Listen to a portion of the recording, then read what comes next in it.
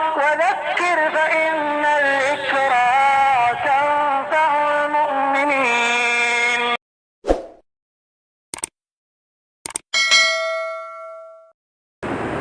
بسم الله الرحمن الرحيم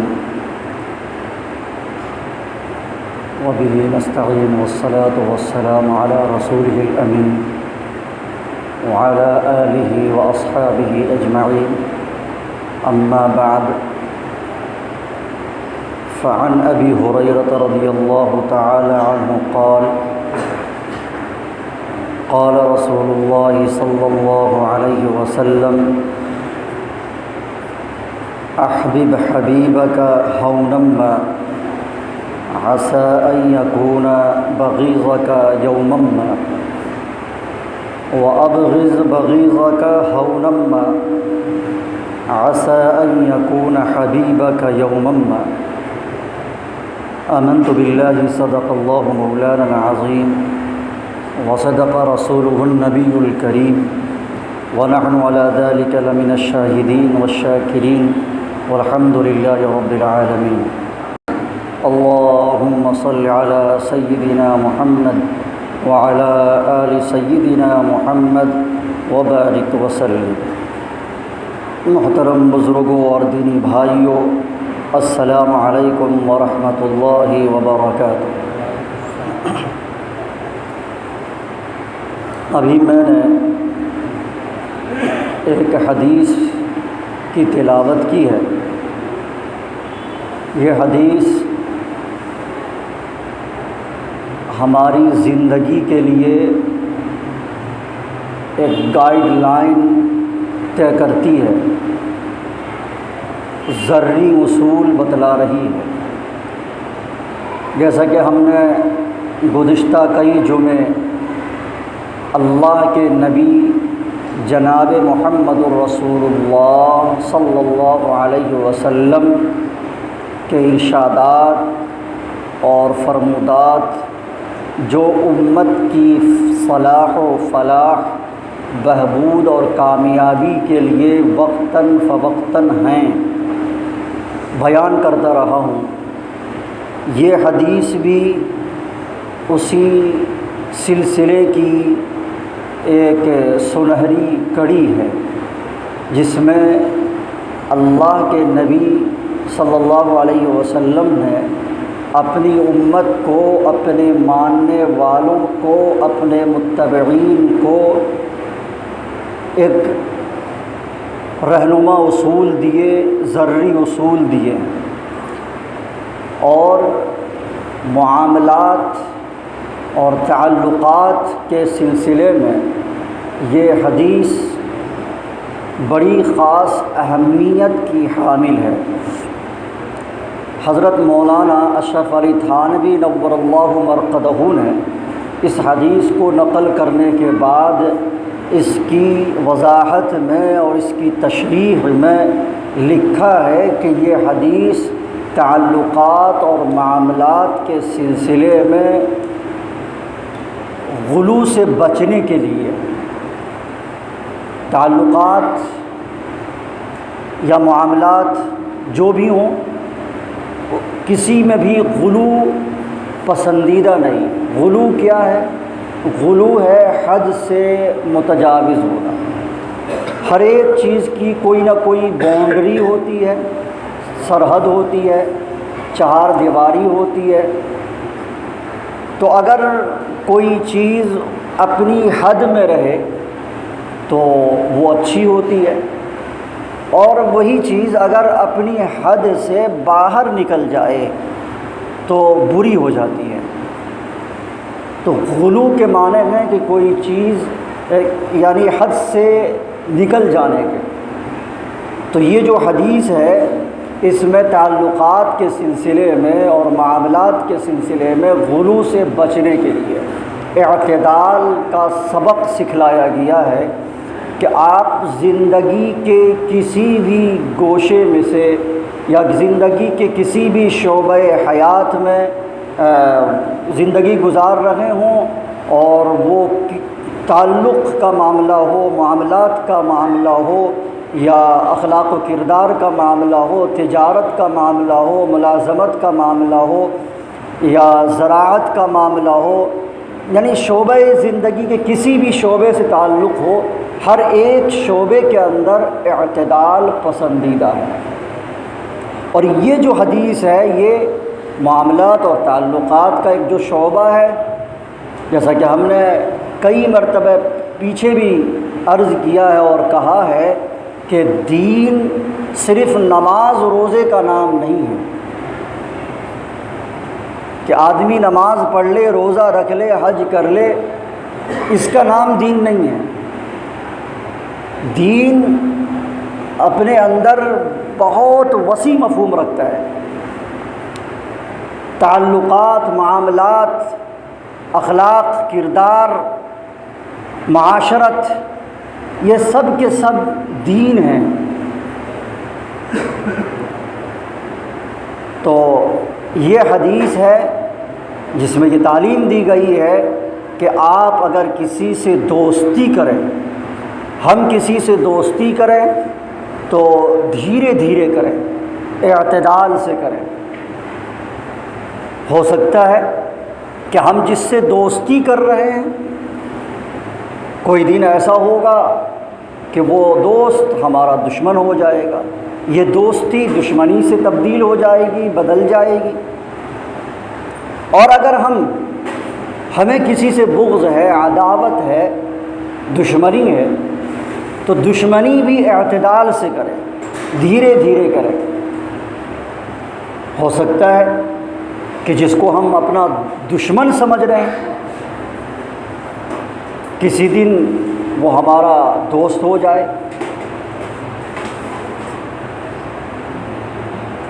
تو اس لیے دونوں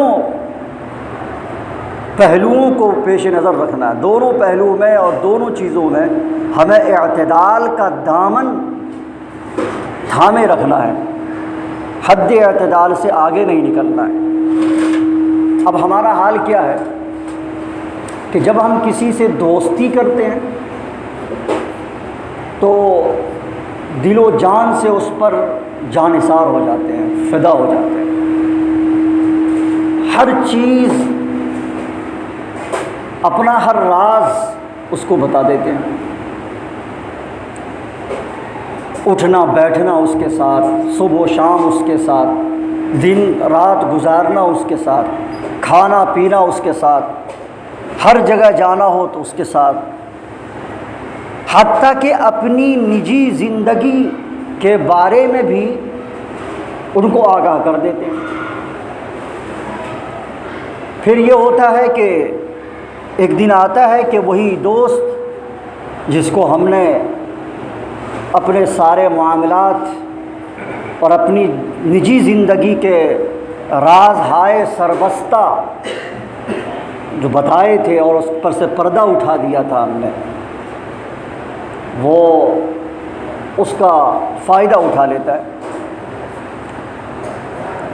اور اس کے خلاف برسر پیکار ہو جاتا ہے، پھر ہم وابیلا مچاتے ہیں۔ اور اگر تو دوستی کا یہ حال ہے کہ ہم سب کچھ بتاتے ہیں، اور پھر یہ کہ سامنے والا جو دوست ہے اس کا کوئی عیب ہم کو عیب ہی نہیں نظر آتا، سارے عیب ہنر میں بدل جاتے ہیں، اس کی کوئی خرابی نظر نہیں آتی ہمیں۔ اور اگر کوئی غلط کام ہو جائے، کوئی خرابی ہے تو اس میں ہم تعویل کر لیتے ہیں۔ اور اگر اسی کا الٹا ہے کہ اگر کسی سے دشمنی ہو جائے، کوئی ہمارا دشمن ہو جائے، ہم کسی سے دشمنی کرنے لگ جائیں، تو پھر زمین اور آسمان کے قلابے ملانے لگتے ہیں، ان کے خلاف ایسی ایسی باتیں کرتے ہیں جو اس کے اندر موجود نہیں، اور دشمنی کی ساری حدوں کو پار کر جاتے ہیں۔ نہ تو اس دنیا کی دشمنیاں پائیدار ہیں اور نہ دوستیاں پائیدار ہیں، ہر ایک چیز ناپائیدار ہے، ختم ہونے والی ہے۔ نہ کسی کے ساتھ دوستی ہمیشہ رہے گی اور نہ دشمنی ہمیشہ رہے گی۔ اس کا ہمیشہ خیال رکھنا چاہیے۔ اور اس کائنات کے اندر کوئی ذات ہے جس سے دوستی کی جائے تو وہ خدائے وحدہ لا شریک لہ کی ذات ہے، جس سے دوستی کی جائے کہ اس کی دوستی پائیدار ہے۔ یہ دل جو اللہ نے ہمیں ہمارے سینوں میں عطا کیا ہے، یہ اسی ذات کی محبت کی تجلی گاہ ہے۔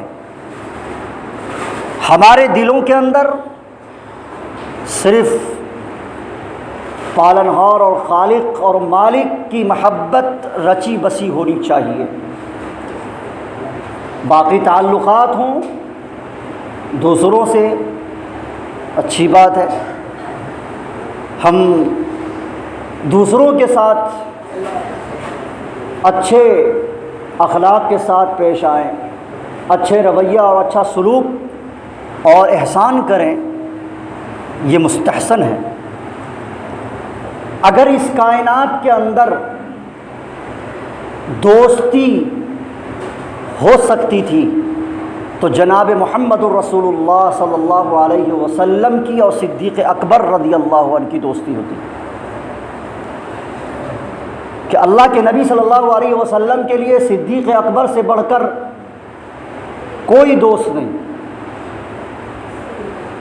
جناب محمد رسول اللہ صلی اللہ علیہ وسلم اور صدیق اکبر ابو بکر صدیق کی جو دوستی ہے بہت مشہور اور معروف ہے۔ کوئی شخص اس کائنات کے اندر یہ دعویٰ نہیں کر سکتا کہ میری دوستی اس سے بہتر دوستی ہے۔ جس وقت اللہ کے نبی صلی اللہ علیہ وسلم نے نبوت کا اعلان کیا تو صدیق اکبر رضی اللہ تعالیٰ عنہ نے فوراً تصدیق کر دی۔ وہ معراج کا واقعہ بہت مشہور ہے۔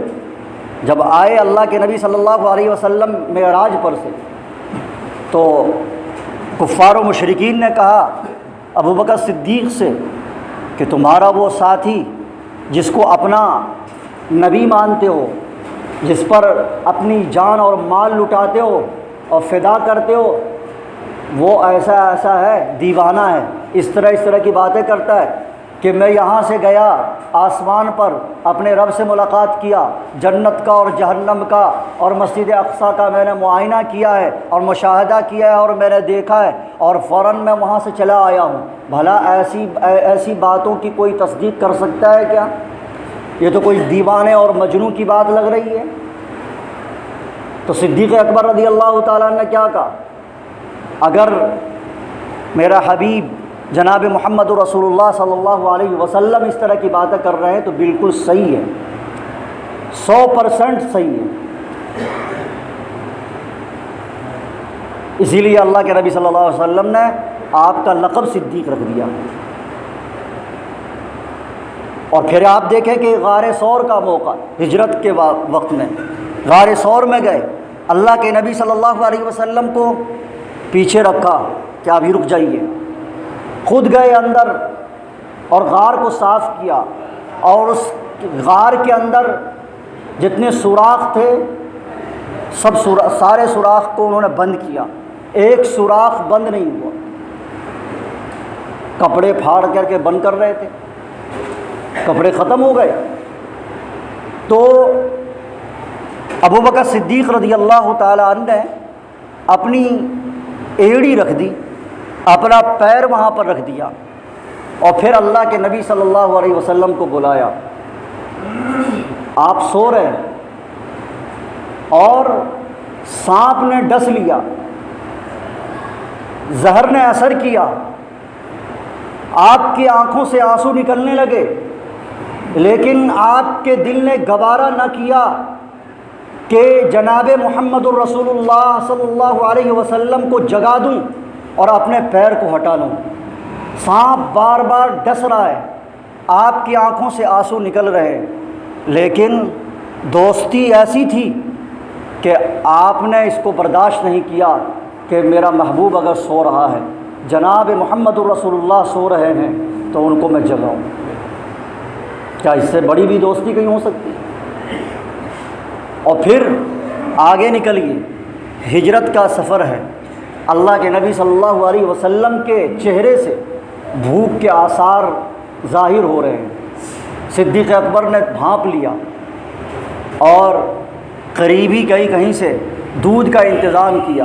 اب دودھ کا انتظام کرنے کے بعد لے کر کے آئے اور اللہ کے نبی کو پیش کیا کہ لیجئے آپ نوش فرمائیے۔ اللہ کے نبی کو بھوک لگی ہوئی تھی، آپ نے نوش فرما لیا۔ جب صدیق اکبر نے بعد میں اس واقعے کا تذکرہ کیا تو صدیق اکبر نے تذکرہ کرتے ہوئے یہ فرمایا کہ پیا تو جناب محمد الرسول اللہ صلی اللہ علیہ وسلم نے، لیکن سیراب ابو بکر صدیق ہو گیا۔ وہ دودھ اللہ کے نبی نے پیا تھا، لیکن سیرابی حاصل ابو بکر صدیق کو ہوئی کہ میرا اگر محبوب پی لیا ہے، ان کا پیٹ اگر بھر گیا، وہ شکم سیر ہو گئے ہیں تو میں بھی شکم سیر ہو گیا ہوں۔ یہ دوستی تھی۔ لیکن اس کے باوجود جناب محمد الرسول اللہ صلی اللہ علیہ وسلم نے ارشاد فرمایا کہ لو کنت متخذا خلیلا لاتخذت ابا بکر خلیلا، اگر اس کائنات کے اندر کسی کو سچا دوست اور جگری دوست بناتا تو ابو بکر صدیق کو بناتا۔ اس کا مطلب یہ ہے کہ اللہ کے نبی نے بھی کسی کو اپنا سچا دوست اور جگری دوست نہیں بنایا، کسی بھی شخص کو نہیں بنایا۔ اور اتنے احسانات ہیں اللہ کے نبی صلی اللہ علیہ وسلم پر اور اسلام پر ابو بکر صدیق کے، کہ بہت بڑے تاجر تھے، جان تو لٹایا ہی لٹایا، اپنا سارا مال لٹا دیا، اپنی ساری دولت لٹا دی، جائیداد لٹا دی۔ غزوہ تبوک کا وہ واقعہ بہت مشہور ہے، آپ نے بارہا سنا ہے کہ گھر کا پورا سامان لے آئے، اور جب اللہ کے نبی نے پوچھا کہ گھر میں کیا چھوڑا تو اللہ کے نبی صلی اللہ علیہ وسلم کو جواب دیا کہ ہم نے گھر میں اللہ اس کے رسول کو چھوڑ دیا ہے۔ اتنا بڑا احسان، اتنا بڑا دوست، اتنی محبت، اتنی زبردست دوستی، لیکن اس کے باوجود اللہ کے نبی صلی اللہ علیہ وسلم ارشاد فرما رہے ہیں کہ لو کنت متخذا خلیلا لاتخذت ابا بکر خلیلا، کہ اگر اس کائنات کے اندر کسی کو محبوب بناتا، کسی کو سچا دوست اور جگری دوست بناتا تو ابو بکر صدیق کو بناتا۔ لیکن آپ نے اس دنیا کے اندر کسی کو دوست نہیں بنایا۔ آپ کا دوست اللہ ہے، اللہ کو آپ نے دوست بنایا، اسی سے راز و نیاز کی باتیں کی، اور اس دل کے اندر اسی ذات کی محبت کو رچایا بسایا۔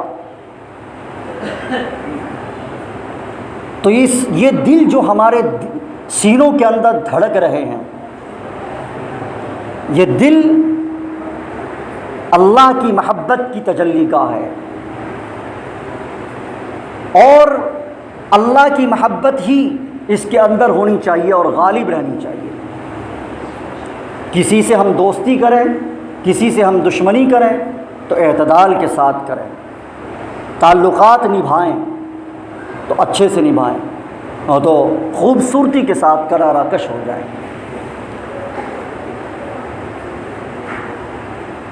ورنہ یہ ہوتا ہے کہ ایک تعلیم یہ بھی ہے کہ آدمی وقت آتا ہے کہ آدمی دشمنی ہو جاتی ہے، عداوت ہو جاتی ہے، وقت آتا ہے۔ اس کے بارے میں بھی اللہ کے نبی صلی اللہ علیہ وسلم نے رہنمائی کی ہے کہ من احب للہ ومن ابغض للہ فقد استکمل الایمان، کہ جو اللہ کے لیے محبت کرے اور اللہ ہی کے لیے دشمنی کرے، اللہ کے لیے دوستی کرے اور اللہ کے لیے دشمنی کرے گا مطلب کیا ہے؟ کہیں ایسا نہ ہو کہ دوستی تو ہم نے کر لی ہے لیکن وہ کام غلط سلط بھی کر رہا ہے تو ہم اس کی ہاں میں ہاں ملا رہے ہیں، تو یہ اللہ کے لیے دوستی نہیں ہے، یہ اللہ کے لیے دوستی نہیں ہے۔ وہ احکام شریعت کے خلاف کام کر رہا ہے یا کروا رہا ہے، پھر بھی ہم اس کی بات مان رہے ہیں، اللہ کے لیے دوستی نہیں ہے، اپنی ذات کے لیے ہے، اپنے مفاد کے لیے ہے۔ اور دشمنی کہ اپنا مفاد پورا نہیں ہوا، اس سے مطلب نہیں نکل پایا ہمارا، تو ہم اس سے کنارہ کش ہو گئے، گرچہ وہ آدمی نیک ہے، اللہ کی نظر میں محبوب ہے، لیکن اس نے ہمارا چونکہ کام نہیں کیا اس لیے وہ ہمارا دشمن ہو گیا۔ تو یہ من ابغض للہ نہیں ہے، ابغض للہ یہی ہے کہ اگر وہ شریعت کے حکم کو توڑ رہا ہے اور ہم اس کو سمجھا رہے ہیں، اور اس کے بعد اگر سمجھ نہیں رہا ہے پھر ہم اس سے کنارہ کش ہو جائے، اس کے دشمن ہو جائیں ہم، تو یہ ابغض للہ ہے۔ اور اگر ایسا ہے تو فقد استکمل الایمان، تب ایمان مکمل۔ اور ایک حدیث میں تو اللہ کے نبی صلی اللہ علیہ وسلم نے یہ بھی ارشاد فرمایا کہ اگر کوئی انسان، کوئی دو آدمی ہے جو اللہ کی محبت پر جمع ہوتا ہے اور اللہ ہی کی محبت پر جدا ہوتا ہے، تو یہ دو آدمی ایسے ہوں گے جو کل قیامت کے دن عرش کے سائے میں انہیں جگہ ملے گی کہ عرش کے سائے کے علاوہ قیامت میں کوئی سایہ نہیں ہوگا، ان دو آدمیوں کو بھی اس عرش کے سائے میں جگہ ملے گی۔ تحابان للہ، تحابان فی اللہ، اجتمعا علیہ وتفرقا علیہ، کہ آپس میں محبت کرتے ہیں اللہ کے سلسلے میں، دونوں جمع ہوتے ہیں اللہ ہی کی محبت پر اور دونوں جدا ہوتے ہیں اللہ ہی کی محبت پر، تو یہ لوگ اللہ کے عرش کے سائے میں ہوں گے۔ تو دوستی ہو تب بھی، دشمنی ہو تب بھی ہمیں اس بات کا ہمیشہ لحاظ رکھنا چاہیے۔ ایک شاعر نے یہ بھی کہا ہے، بشیر بدر، بہت مشہور شاعر ہے، کہ دشمنی جم کر کرو، دشمنی جم کر کرو لیکن یہ گنجائش رہے، دشمنی جم کر کرو لیکن یہ گنجائش رہے، جب کبھی ہم دوست ہو جائیں تو شرمندہ نہ ہوں، کہ ہم دشمنی میں آج تو اس کے خلاف ایسی باتیں کر رہے ہیں کہ الزام تراشی کر رہے ہیں، جو اس میں نہیں ہے وہ بھی بار کر رہے ہیں، کل ہو سکتا ہے کہ وہ دوست ہو جائے تو ہم پھر شرمندہ ہو جائیں کہ بھائی کل تو اس کے خلاف ہم بول رہے تھے بہت کچھ، جو اس کے اندر نہیں تھی ساری باتیں وہ بھی ہم بول رہے تھے، آج ہم اس کے سامنے کیسے جائیں گے، شرمندگی کا احساس ہو رہا ہے کہ اس کا سامنا کیسے کروں میں۔ اور بندہ ناچیز نے بھی ایک شعر کا دوستی کے حوالے سے، اسے اپنا بنائے ہو ذرا سا فاصلہ رکھنا، اسے اپنا بنائے ہو ذرا سا فاصلہ رکھنا، کہ اس خود غرض دنیا میں کوئی اپنا نہیں رہتا۔ ایسا بھی ہوتا ہے کہ یہ خود غرض دنیا ہے، دیر تک کوئی اپنا نہیں رہے گا، اپنا اگر بنا لیے ہو تو تھوڑا سا فاصلہ بھی رکھنا، یہ اس حدیث کا مفہوم ہے۔ یہ حبیبک ہونم، کہ کسی سے دوستی کرو تو دھیرے دھیرے کرو، اعتدال کے ساتھ کرو، تھوڑا سا فاصلہ بھی رکھو، کہ کل اگر دشمنی ہو جائے تو کسی طرح کی کوئی پشیمانی نہ ہو کہ ہم نے سارے دل کے راز اسے بتا دیے ہیں، اب کیا ہوگا، ہمارا آج دشمن ہو گیا ہے، نہ جانے میرے خلاف کس طرح کی باتیں کرے گا۔ ایک بادشاہ ہے گزرا ہے اور ایک محدث بھی گزرے ہیں، بہت بڑا قاضی گزرا ہے، یہ واقعہ میں نقل کر دوں تاکہ بات پورے طور پر واضح ہو جائے اور بات ختم کروں۔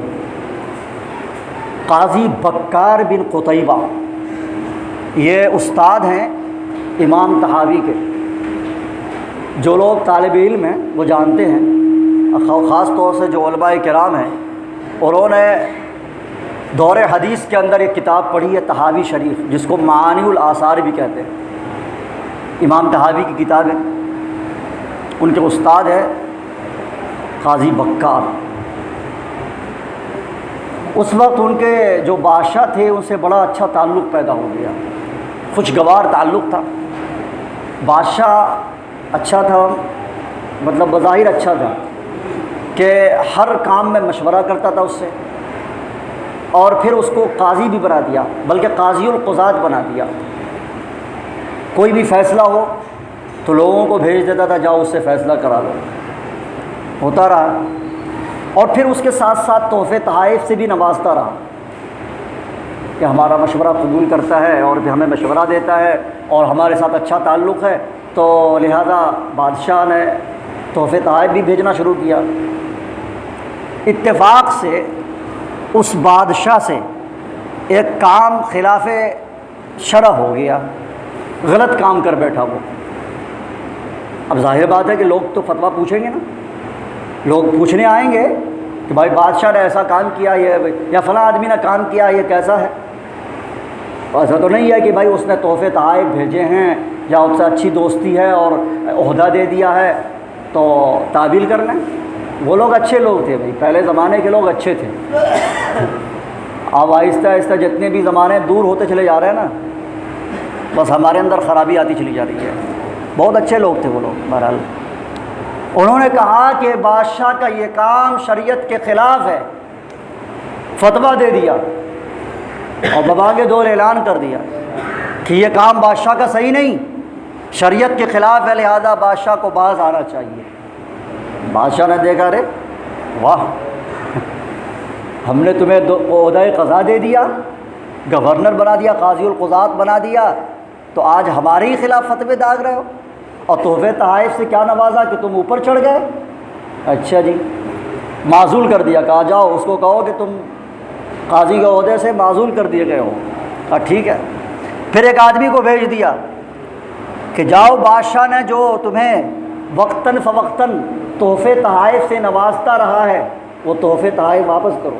اس کا یہ خیال یہ تھا کہ اتنے جو ہم نے تحفے دیے ہیں وہ واپس کیسے کرے گا، غریب آدمی ہے، مولوی ملا کے پاس کیا ہوتا ہے، اگر صحیح سے بیمار ہو جائے تو صحیح سے علاج کے لیے پیسے نہیں ہوتے ہیں۔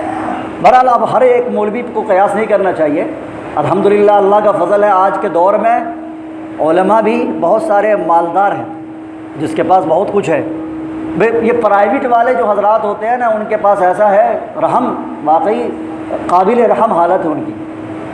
اگر ان کے گھروں میں کوئی بچہ بیمار پڑ جائے تو علاج کے لیے صحیح سے پیسے نہیں ہوتے ہیں، 6,000 7,000 بہت ہوا 8-10 ہزار روپیہ تنخواہ دے دیتا۔